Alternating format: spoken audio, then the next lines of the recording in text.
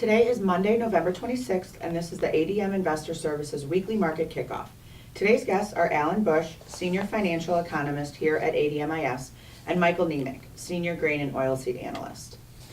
Alan, crude oil prices are $1.50 higher today. Have we made a bottom in crude oil futures? I would have to say no. Now, there has been some short covering, of course, today with very good gains, but this is after a very severe decline.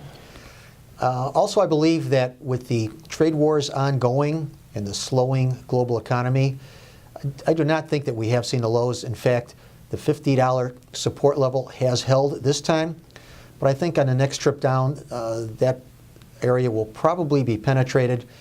So I do not see any indication that we have bottomed. I would continue to trade the crude oil from the short side, at least over the next few days. And what is the outlook for interest rate futures market right now? It still looks like we can work higher at the long end, especially the 30-year bonds. And it was just last week that we did see a 7-week high. Much of this linked to the trade wars, slowing the global economy, central banks that seem to be reluctant to be too aggressive to hike interest rates. So I would continue to trade the interest rate futures markets from the long side, especially the 30-year bonds. I think this is a trend that will probably last for quite some time. And why are the stock index futures sharply higher today, and what is the outlook? Well, the main catalyst today was apparent progress between the European Union and Italy in their budget situation. Italy is proposing a large deficit. The EU does not want that deficit to be as large as Italy wants. So apparently some reconciliation to some degree, not an agreement yet, but progress. So that helped the European equity markets, which in turn supported U.S. stock index futures. However, there still is an underlying, I think, better tone to the situation between the U.S. and China as far as the trade situation. There are talks scheduled for the end of this week. So I would not want to be caught short stock index futures if any progress is made or any hint of progress is made at those talks. Great. Mike, it's the last week of the month. What do you see as the lead topics for this week, and what will be directing the price?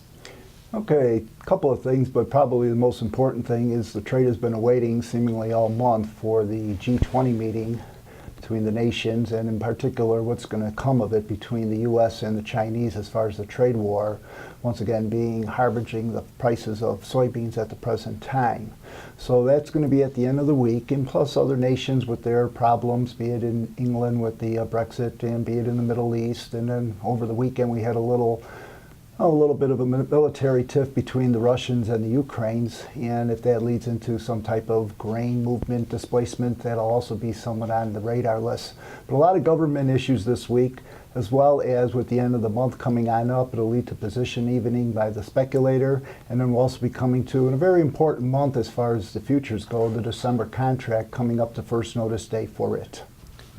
What type of follow-through in the way of news and price action is seen as we work our way through December? Well, leading off here today and going into December, this is like the second week in a row where we've seen where the Monday prices have been on the defensive, mainly in the beans and then again in the corn. We currently have the beans sharply lower now at this time, 25 cents lower.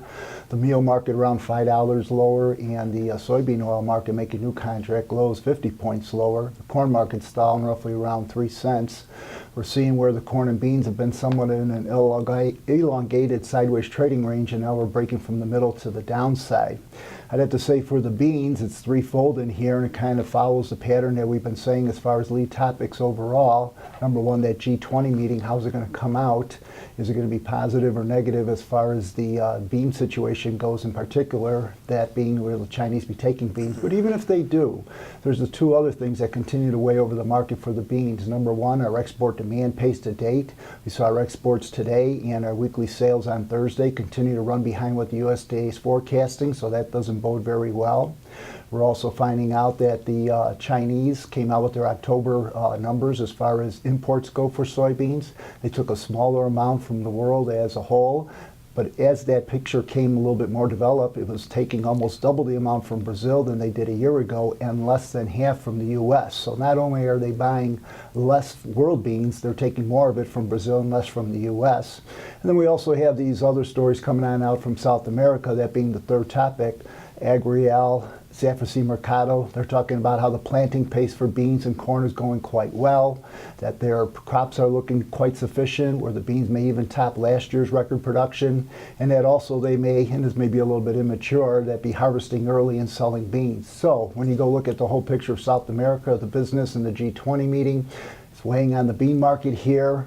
And we're also finding out that, to a degree, it weighs on the corn market if South America is going to have a good crop and start to cut into our U.S. demand for corn exports. Month end always brings some type of position evening by the trade. The commitment of traders report is followed by market participants. Where do you see them standing at the present time, and what could that eventually mean for the future of price direction for the markets? So the commitment traders report was delayed last week as a result of the holiday. So that'll be coming out after the close here today. Where we have them judgmentally is that they're kind of moderately net short the soft red winter wheat. We've got them short the soybeans, and we got them moderately net short the soybean oil. They're also pretty much net even in the corn and in the soybean meal. I guess going forward in here, with the type of fundamentals that we have, and we're trying to, once again, looking at G20, the demand in South America, it's still somewhat of a non-bullish environment that could potentially lead to lower prices, led by the commitment of trade report, which is not an aggressive net short at this point in time. So when you go look at our demand for beans and our carryout numbers, both for corn and for beans going forward in here, it goes to make you think that why would we want to rally above $4 corn and $9 beans, and if not work lower? So having said all that, if everything comes into fruition as we're talking about here as far as being non-bullish fundamental factors in an environment, that lower prices as we work our way through December and potentially into the first of the year should be at hand.